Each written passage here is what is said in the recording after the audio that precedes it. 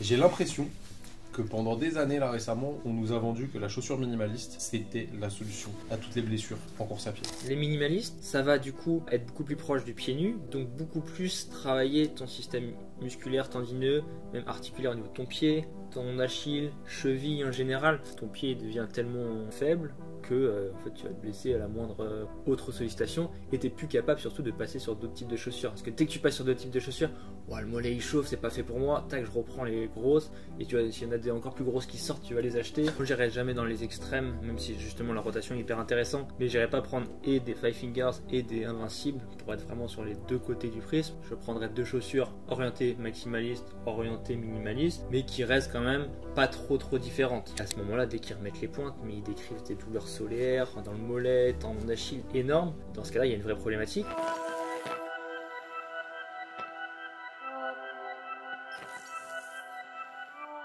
Salut les amis, bienvenue dans ce nouvel épisode du Training Therapy Podcast. J'espère que vous allez bien. Je suis aujourd'hui accompagné d'Étienne et Simon. Salut. Ça va les gars? En forme. Très bien. Deux coureurs de grande qualité à mes côtés. Et aujourd'hui, on va parler chaussures. Ouais. Chaussures de course à pied, évidemment, pas chaussures de bowling. Les gars, Mais ça pour courir. Ouais, c'est ça. Bah, tu cours pas beaucoup, donc ça C'est va. ça le problème depuis le début. Ouais, alors. c'est ça le souci.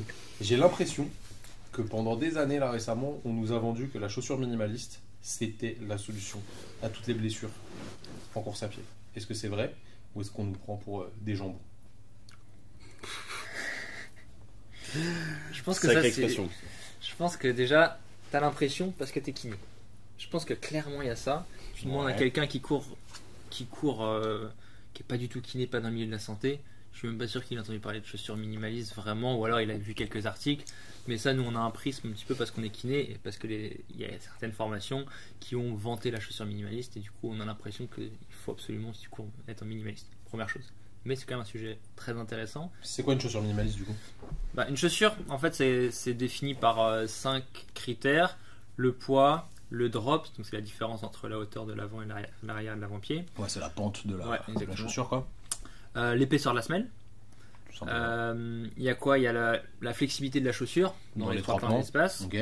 Et j'en ai oublié un qui est les L'antipronation. les Enfin, toutes les technologies quoi. Les technologies Souvent qui c'est de sont sur la chaussure. l'antipronation. Et le style dans tout ça. Ça fait pas partie. Ah, Parce que déjà, t'es sûr si c'est minimaliste, tu peux dégager. Il y a une marque qui est pas trop dégueu, mais. C'est vrai que c'est quand même pas Ouais, c'est pas. Toi, tu mets des Five Fingers, non? Avec les Je vais doigts. rien dire, mais c'est pas grave. T'as des chaussettes qui vont avec aussi Je me contiens. Et du coup, c'est défini par ces 5 critères. Et plus la chaussure va être proche, en gros, du pied nu, donc souple, légère, pas de technologie, pas d'épaisseur de semelle, etc., plus elle est minimaliste. Moins elle se rapproche de ça, donc plus elle est épaisse, lourde, etc., moins flexible, plus elle est maximaliste. Et en fait, toutes les chaussures sont entre tout ça, entre le pied nu, donc c'est la Five Fingers, les chaussures avec les 5 doigts, et la plus grosse chaussure maximaliste. On va prendre quoi? On va prendre une Invincible de chez Nike par exemple, qui est hyper épaisse, mais du coup qui est très confortable pour beaucoup, mais qui est hyper épaisse, hyper lourde, hyper raide, etc. Tu cours avec ça, toi, non? Moi, franchement, je vais autant faire 1h10 avec des chaussures invincibles Nike que 1h10 comme hier avec des minimalistes de chez Altra. Tu vois. En Après, vrai, c'est pas méga minimaliste non plus, Ultra. C'est quand même. Il y a c'est pas plus de- minimaliste En qu'une tout cas, Invincible. il y a zéro drop, il y a une semelle qui est très fine, Si, il y a un c'est gros fit minimaliste. anatomique. Ok. Sachant que dans tous les cas, on va y revenir, mais les extrêmes, c'est jamais la bonne solution comme pour beaucoup. Mais il faut avoir une tendance minimaliste, une tendance maximaliste. Il y a c'est deux choses qui sont intéressantes et deux paires de chaussures qui ont des qualités différentes et qui sont intéressantes pour différentes. Bon, en vrai, en termes de sensation, quand tu cours, c'est pas du tout pareil. Quand je vais courir avec les invincibles, je vais me sentir plus. J'ai l'impression que j'ai plus le droit à l'erreur, en tout cas, sur ma position de pied. Je vais être moins gorgé, on va dire, au niveau sûr. des mollets.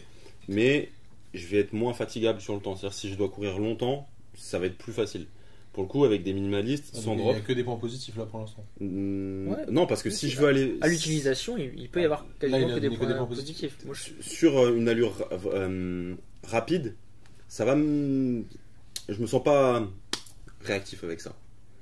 Contrairement aux minimalistes, où sur les minimalistes, sur du plus long, je vais sentir que ça va plus me fatiguer au niveau du pied, au niveau du mollet. Mais par contre, pour faire de l'allure rapide sur une courte distance, je vais me sentir plus. Enfin, ça va vraiment me renforcer en fait. La minimaliste, je pense que pour moi, c'est comme ça que je m'en sers, c'est que ça va me faire du renforcement spécifique. Je sais que mon pied, mon mollet, ça va vraiment bosser. Et après, franchement, en vrai, pour aller faire de la perf sur une distance intermédiaire, on va dire, j'irai cibler une chaussure qui est entre les deux, où je vais me sentir et je vais pouvoir être vraiment réactif, mais ça va me permettre quand même de pouvoir courir assez longtemps avec un peu plus de drop pour moins fatiguer quand même au niveau des mollets. Clairement, et moi je tape pas du tout sur les chaussures maximalistes, et à un moment donné, si tout le monde en met, ou beaucoup en ont, à très haut niveau, il y en a beaucoup qui courent en invincible à certains moments de leur semaine, sur certaines séances, bah c'est qu'il y a des intérêts, À 3,30 au kilo. faut pas rester, footing de récup, à 3,45 peut-être, mais les meilleurs c'est ça, hein. Et il y a des avantages clairs qui sont le confort, t'as moins, bah justement, je viens de le dire, il utilise sur des footings de récup par exemple, parce que justement musculairement c'est moins exigeant. C'est moins exigeant, t'es pas obligé d'être concentré sur ton pied, sur tout ça, c'est plus confortable, et en fait tu peux aussi du coup accumuler plus de kilomètres quand t'en fais beaucoup. Donc au final, tu décharges un peu le système musculo-squelettique et tu continues quand même à travailler tout ce qui est central et périphérique d'un point de vue plutôt cardio, etc. Carrément, Okay. exactement. Quel est le risque pour toi à courir soit que en minimaliste, soit que en maximaliste? Bah, ces deux types de chaussures ont les inconvénients et leurs avantages. Donc, c'est-à-dire, les minimalistes, ça va du coup être beaucoup plus proche du pied nu, donc beaucoup plus travailler ton système musculaire, tendineux, même articulaire au niveau de ton pied, ton Achille, cheville en général. Tu vois, quand tu vas courir avec des chaussures légères, ou même si tu dois courir pieds nus, je sais pas, sur la plage, j'en sais rien, bref, tu vas sentir que ton mollet, ça chauffe, c'est dur, c'est plus exigeant. Mais du coup, vu que tu mets plus de contraintes là, tu t'adaptes plus et tu progresses plus, tu as un pied qui devient plus réactif, plus fort, donc ça c'est super. Mais le désavantage, c'est que comme c'est beaucoup plus exigeant, si tu vas d'un coup faire 1 heure et demie avec ça alors que tu n'as pas l'habitude, tu vas te blesser parce qu'en fait tu dépasses ta capacité maximale d'adaptation, de tolérance, et c'est juste que du coup tu vas te blesser parce que c'est trop dur, c'est trop exigeant. Donc c'est hyper intéressant pour éduquer ton pied, bosser ton pied, renforcer ton pied, et du coup être plus dynamique au sol, être plus endurant, etc., être plus fort. Mais si t'en fais trop, bah, tu vas te blesser si t'es pas habitué avec ça. C'est pour ça que à un moment donné on a voulu dire faut tout courir minimaliste parce que ton pied il est plus fort, parce que derrière tu vas peut-être diminuer les risques de blessure à très long terme si t'es très bien adapté. Derrière Il y avait une économie de course aussi, non? Ouais, qui était associée. T'augmentes l'économie de course, exactement. Donc à un moment donné c'était faut courir minimaliste. Mais sauf que il y a un nombre de gens qui ont essayé de faire ça et qui se sont blessés, tendinopathie, tendon d'Achille ou fracture de fatigue, M5, MO méta, tu vois, sur le pied. Il y en a eu, mais partout. Ok, il y en a énormément. C'est pour ça que moi je conseille pas du tout de courir qu'en minimaliste. En tout cas, quand tu cours beaucoup et que tu veux courir, tu vas vers la performance, etc. Si tu fais 3 fois 30 minutes dans la semaine, que tu es adapté à ça, que tu cours en chaussures légères tout le temps, c'est super, ça bosse ton pied au passage, c'est super. Et en revanche, du coup, les maximalistes, donc c'est des chaussures plus épaisses, plus confortables, etc. Donc tu peux faire plus de kilomètres sans te blesser à court terme, en tout cas parce que c'est moins exigeant au niveau du tendon, au niveau du pied. Le fait d'avoir beaucoup de mousse, ça compense ton manque d'endurance musculaire, ton manque de dynamisme, etc. De manière relative, parce que si t'es flingué, t'es quand même flingué avec des chaussures. Oui, bien sûr. Mais dans l'idée, ça compense un petit peu cette idée-là. Mais du coup, ton pied il bosse beaucoup moins, ton tendon, ton talon, ton tendon d'Achille il bosse beaucoup moins, ta cheville, etc. Donc à long terme, tu te désadaptes, tu as un pied qui devient mauvais, tu n'es plus du tout dynamique au sol, et en performance, à long terme, tu vas moins performer, et à la fin, ton pied devient tellement faible que en fait, tu vas te blesser à la moindre autre sollicitation, et tu n'es plus capable surtout de passer sur d'autres types de chaussures. Parce que dès que tu passes sur d'autres types de chaussures, le mollet il chauffe, c'est pas fait pour moi, tac, je reprends les grosses, et s'il y en a des encore plus grosses qui sortent, tu vas les acheter, et à la fin, t'es complètement désadapté à la course à pied en fait. Ok. Est-ce qu'on peut faire une transition du coup pour essayer de balayer tous les prismes, un peu comme Simon, tu vois, courir avec plutôt truc à prédominance minimaliste, prédominance maximaliste. Est-ce que tu aurais une méthode, un mode de fonctionnement pour essayer d'être capable d'utiliser les deux et du coup de pouvoir changer, parce que je pense que la rotation au final est très intéressante si tu cours beaucoup. Déjà, moi j'irai jamais dans les extrêmes, même si justement la rotation est hyper intéressante, mais j'irai pas prendre et des Five Fingers et des Invincibles pour être vraiment sur les deux côtés du prisme. Je prendrais deux chaussures orientées maximaliste, orientées minimaliste, mais qui restent quand même pas trop différentes parce que ça sert à rien de prendre des risques, c'est toujours du bénéfice-risque et ça sert à rien d'aller trop dans les extrêmes. Donc déjà varier ces chaussures en fonction du type de séance que tu vas faire, en fonction de toi, ton ressenti, si tu es fatigué, si t'es fatigué, moins dynamique, etc. Tu veux avoir des chaussures plus confortables, tu les mets. S'il y a d'autres moments, tu as un footing facile et que tu es en forme, tu as des douleurs nulle part, pas de douleur autant en Achille, au mollet, tu vas mettre tes chaussures minimalistes. Et il suffit qu'en fait, sans y réfléchir, toute la semaine, tu renforces ton pied de temps en temps. D'autres moments, tu es plus sur le renforcement d'autres choses, du système cardiovasculaire, etc. Et ça fait que, sans y réfléchir, tu as déjà ta rotation qui fait que tu n'as pas besoin de faire de transitions particulières. Après, si tu es dans le cas où tu cours toujours avec des grosses chaussures et tu sais que ton pied c'est un peu ton point faible, tu es un peu dans ce truc de dès que je passe sur des chaussures plus petites, j'ai toujours le mollet, je peux pas courir plus d'une demi-heure parce que j'ai mal au mollet pendant 3 jours, etc. Là, c'est comme pour tout, il faut soit faire du renforcement spécifique, pieds nus, tu vois, avec un peu de corde à sauter, par exemple, pour justement renforcer ton pied sur quelques minutes avant d'aller courir à chaque fois, ce qui fait que la transition sera plus facile derrière, soit faire du renforcement du mollet plus basique là-dessus, et à côté acheter une chaussure plutôt minimaliste et l'intégrer peut-être sur 5 minutes, 10 minutes, donc tu vas progressivement comme ça. Voilà. Il suffit qu'au bout de... Tu fais ça sur une phase de reprise par exemple, après ta coupure estivale ou après un moment où tu as moins couru, tiens, tu te dis allez, je sais que dans 6 mois j'aurai une prépa pour une course, là je vais reprendre progressivement, c'est le bon moment pour changer un peu ton matériel, parce que quand tu es en pleine prépa à la marathon, que tu cours, tu es déjà à la limite de tes capacités parce que tu cours beaucoup, tu t'entraînes beaucoup, tu te poses pas de questions, continue avec les chaussures que tu as, c'est très bien. Tout ça, tous les conseils que je donne, c'est à mettre, il faut que ce soit un petit peu réfléchi le moment où tu vas le faire, tu reprends, c'est le moment parfait pour rééduquer un peu ton pied, bosser un peu ton pied et utiliser des chaussures plus légères par exemple. Je pense à ça parce que c'est un truc auquel on pense pas forcément, du moins moi je pense pas forcément. Quid des gens qui courent avec des pointes? Tu vois, les sprinteurs, les demi-fondeurs, je crois que vous avez des pointes quand vous faites. Dès que tu es sur la piste, tu as des pointes de toute manière. Dès que tu es sur la piste. Ça, on n'y pense pas forcément en tant que kiné. C'est plutôt minimaliste ou maximaliste comme chaussure, les pointes? C'est très. Là, le carbone a aussi été dans les pointes maintenant. Donc les pointes sont devenues. Avant, c'était vraiment des chaussons le plus minimaliste possible que tu puisses faire. Maintenant, ils ont mis des plaques de carbone plus un peu de mousse, ce qui fait que c'est très raide. Il y a de la mousse dans les. Ouais. Putain, c'est une dinguerie. Ouais, c'est assez fou ce qu'ils ont fait. Du coup, ça devient très raide, mais il n'y a pas de drop. Zéro drop, très léger, très peu confortable et peu de technologie. À part il y a pas de carbone, mais en fait, ça a la raideur.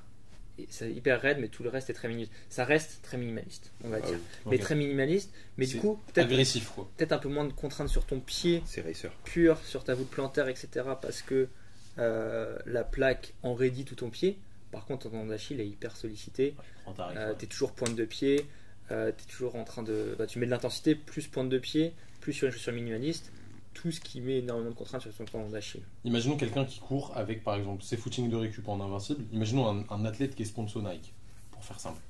Il fait ses footings de récup en invincible. C'est ce qu'ils font. Il va faire ses allures tempo ou je ne sais quoi en Pegasus ou en peut-être Vaporfly s'il met du carbone, pour s'il a de l'argent pour se payer. Aussi les sponsors Nike, c'est bon. Il a des Vaporfly. Il les reçoit dans un carton. Et après, sur ses séances spécifiques ou même peut-être juste sur ses courses, il met ses pointes. Est-ce que il n'y a pas une problématique en termes de gestion du volume dans chaque? Clairement, et ça je pense pour bosser avec beaucoup d'athlètes de haut niveau et de moins haut niveau, mais qui font de la piste justement. La piste, c'est qu'à certains moments, souvent, c'est qu'à certains moments de la saison. Souvent, on va dire quelqu'un qui fait du demi-fond, il fait septembre, octobre, il reprend la course. Il a les crosses l'hiver, donc les crosses c'est avec des pointes, mais c'est sur des terrains tellement instables, tellement boueux, etc. qu'on peut pas. Voilà, ça met pas énormément de contraintes sur le pied forcément. Pas forcément. Des fois il y a une saison hivernale en salle, mais pas forcément sur piste. Mais il remet les pointes que en mars, avril, mai pour cette saison-là. Alors que pendant un certain temps, Et souvent ils font aucune pointe, aucune intensité en pointe tout le reste de l'année. Je schématise un petit peu, bien sûr, c'est pas toujours le cas. Et à ce moment-là, dès qu'ils remettent les pointes, mais ils décrivent des douleurs solaires dans le mollet, tendon d'Achille énormes. Mais dans ce cas-là, il y a une vraie problématique. Et justement, sur leur séance, ils font de la muscu à côté. Et c'est là où, sur les séances de muscu, intégrer toute l'année la pliométrie, par exemple, pour être adapté à ce côté rebond, pieds nus, etc. Avoir du travail de pliométrie. Garder de la vitesse toute l'année, éventuellement en pointe. On pourrait se dire que tous les mardis, à la fin de leur footing, ils font 10 fois 100 mètres en pointe toute l'année. Ah oui, ça va maintenir un niveau Pour de base. maintenir ce niveau de stress qui fait que tu vas pas te faire mal quand tu vas reprendre. Exactement. Pour moi, les bénéfices de ça sont assez monstrueux. Mais surtout qu'en vrai, plus t'es fort au niveau du pied, en cross, ça va quand même t'aider, même si le sol est mou. Tu vois. Bien d'accord. Ça paraît Mais logique. pour tout, à toutes les allures, Oui. à tous les, que ce soit sur marathon ou sur 100 mètres, voilà. C'est vrai que tu gardes cette contrainte mécanique, même au niveau des hanches, au niveau de tout, de vitesse. Par exemple, quelqu'un qui fait du 800 mètres, faire tous les mardis 6 ou 8 fois 100 mètres à l'allure 800 mètres, ça te garde la biomécanique de course, etc. Pour moi, l'intérêt elle est monstrueux. Et le jour où tu refais plus de séances P 800 mètres parce que tu arrives en mars, avril et tu as tes compétitions qui arrivent, bah, tu peux encaisser des plus grosses séances, moins de risques de blessures. Bah oui. Et voilà, c'est hyper Logique. important comme question. Et quand tu es kiné, il faut quand même avoir ça en tête. Quel sport il fait, enfin, quelle pratique vraiment de l'athlétisme il a, du coup, quelles chaussures il aura, est-ce qu'il sera parce que par exemple, s'il fait du 400 mètres, il y aura des virages aussi. Les virages en pointe à 30 km/h, je veux dire, les contraintes sur tibial post, sur tous les muscles stabilisateurs de cheville, elles sont énormes. Il faut y penser aussi. Il y a plein de. Moi, je vais pas te mentir, je suis pas coureur et les formes, on a fait quand même beaucoup de formations sur la course à pied. J'ai jamais entendu parler C'est un sujet qui est. de pointe pour le coup. Enfin, je pense que dans tes souvenirs, soit j'ai Non, pas mais écouté, parce que en vrai, quand on parle de coureur, on parle des. de Jean-Michel qui court 3 fois par Ouais, semaine. non, mais on parle de Muller, la pratique générale, on va dire, de la course à pied. Pratique générale de la course à pied, tu cours pas en pointe. Tu cours en. Oui, mais ça reste. C'est comme si un mec te dit je fais du judo en compétition. Bah, il a un kimono et. Ouais, mais etc., tu en vois. fait, pour moi, c'est différent parce que les gens, ils font pas de l'athlétisme. Bah, ils font- on a beaucoup de patients qui font de l'athlétisme. Non, ils font pas de l'athlétisme, ils courent. C'est pas pareil. Si on reprend l'exemple C'est- d'un patient qu'on connaît qui s'est fait opérer de la hanche. Ouais, non, mais au final, t'as combien de personnes qui font de l'athlétisme Non, mais et combien de personnes qui courent? Il Il y a plus de personnes qui 1% courent. qui fait de l'athlétisme, en vrai. Ouais, mais c'est. Mais c'est dommage que ce soit pas. Ah, ça c'est sûr, abordé, parce que tu vois. tu vas pas voir le spectre final qui, finalement, si tu as compris toutes ces contraintes-là, bah, pour les gens où c'est, entre guillemets, plus simple, ça Bah, va être un peu plus oui. facile. Parce qu'en fait, Ça, c'est pour sûr. moi, c'est antinomique dans le sens où la plupart des athlètes, tu me corriges parce que tu en connais plus que moi, mais ils vont te dire ouais, non, les minimalistes, c'est de la merde. Tu vois, jamais je vais courir sur minimaliste, moi je suis bien sur mes Vaporfly, etc. Et en fait, ils courent en pointe, qui sont des minimalistes au final. Donc, tu vois, c'est un peu antinomique dans le spectre. Et comme a dit Simon, une fois que tu as capté ça, bah, le reste est plus facile, entre guillemets. Ouais, c'est ça. Et pour moi, il faut quand même comprendre l'impact de pointe sur la biomécanique de course. C'est sûr. Et toutes les formations course à pied, on devrait au moins en parler 5 minutes. Parce que même si 90% des coureurs qu'on a au CAB ne mettent pas de pointe, bah c'est dommage d'être compétent pour 90. Enfin, c'est toujours dommage d'être compétent comme pour tout sur le global, mais dès qu'il y a quelqu'un qui sort du cadre, ah bah non, En vrai, enfin, tu vois, c'est important de comprendre. Après, il faut pratiquer aussi. Quand c'est tu ça. pratiques, c'est Je encore pense mieux. je pense que tu vois, si tu es amené à voir régulièrement des mecs qui font de l'athlétisme au cabinet, franchement, il faut aller tester au moins une fois une séance avec des pointes, voir ce que ça fait. Parce Bien que sûr. je pense que les gens ne se rendent pas compte de la contrainte que ça met. Même tu vas beaucoup plus engager ta chaîne postérieure, les ischios aussi. Ça n'a rien à voir en fait. Vraiment, t'es vraiment bien plus efficace. Carrément, bah ouais, c'est ce que Il y j'ai a fait plus cette de année. contraintes. J'ai été Thomas, faire on va des- t'acheter une des paire de 1500, pointes. ouais. Ouais, c'est ce que j'ai fait cette année. J'ai été faire des 1500 sur piste alors que je suis plutôt de la course sur route pour Te tester ça, tester des Pour te faire pointes mal. à 1500, même d'un point de vue cardio, d'un point de vue. C'est quoi les sensations Hmm. ouais, pour comprendre encore mieux ton patient, la pour personne qui est en expérimenter, face quoi. de toi. Et alors, c'est quoi les Et, sensations T'avais des points de carbone du coup Bah, bien sûr, mec. Je veux savoir. Bien Quelles sont sûr, les sensations top du top. C'est très agréable. C'est très agréable. Après, je pense que moi, je suis assez fort du pied, donc j'ai pas eu trop de problématiques, même après mollet et tout, ça a été. Mais tu sens quand même que ça a bossé, mais ça a été. Tu sens que ça envoie de la sauce quand tu cours, quoi. Ouais, bah en fait, t'es avant-pied. Donc quand t'es sur piste avec des pointes, t'as pas de talon en fait dans un point. Dans une pointe. Oui, Du coup, t'es ça sert à avant-pied rien, tout le de temps, toute t'es manière. hyper dynamique et c'est hyper intéressant. Mais d'un point de vue sensation, enfin d'un point de vue faire un 1500, c'est horrible. C'est horrible. Ça pique, ça a l'air de piquer. Je te pose une question pour conclure un peu là-dessus. C'est une question qui est pas facile. Si tu avais un top 3 des chaussures dans ton expérience, hein, vis-à-vis de tous les athlètes que tu as entraînés, qui sont convenables, tu vois, et qui sont, allez, on va dire, au milieu du spectre, parce que les gens, ils n'ont pas forcément les moyens d'avoir 2 paires. Ou la place dans Ou le la placard. place. À côté des loups-boutins, comme on dit. Est-ce que tu aurais 3 chaussures qui font le job et qui sont au milieu du spectre, ni trop minimaliste ni trop maximaliste, pour essayer de balayer un peu tout, et t'es bien, quoi. C'est vrai que quand tu n'as qu'une paire de chaussures, est-ce que la norme quand tu cours 1, 2, 3 fois dans la semaine, au-dessus c'est bien d'avoir plusieurs, mais bref. Faut que ce soit à peu près au milieu du spectre, que tu sois confortable dans ta chaussure, que tu te sentes bien dans ta chaussure, tu vois, ça c'est le Très critère, on important. n'en a pas parlé, mais c'est quand même le critère numéro 1 pour Ouais. choisir ses chaussures. Au final, c'est le critère C'est numéro le un. critère numéro 1 pour choisir sa chaussure. Et le mieux, c'est d'aller quand même essayer en magasin plusieurs paires en allant expliquer ton projet au vendeur. Il est formé, il va te répondre normalement. Il va te conseiller des bonnes chaussures en disant moi je veux une chaussure entre les deux. Est-ce que je peux en essayer plusieurs? Et au final, tu vas sentir quand tu vas mettre le pied dedans, faire quelques pas, tu vas sentir que tu es bien dedans. Première chose là-dessus. Après, moi, si je dois donner quelques gammes, plutôt intermédiaire, un petit peu maximaliste, à les Pegasus de chez Nike, qui sont vraiment les chaussures à tout faire. C'est la Elles sont référence. confortables de toute façon, chez eux. quand tu vas faire des sorties un peu longues, un peu lentes, mais si tu vas accélérer, ça reste assez dynamique. Donc c'est vraiment, vraiment intéressant pour les pieds peut-être un peu plus larges. Ok. T'as les Kinvara chez Saucony qui sont plutôt un peu plus minimalistes, on va dire, dans cette spectre-là, mais toujours au milieu. Qui sont, moi je trouve, très confortables, sur les pieds plutôt fins.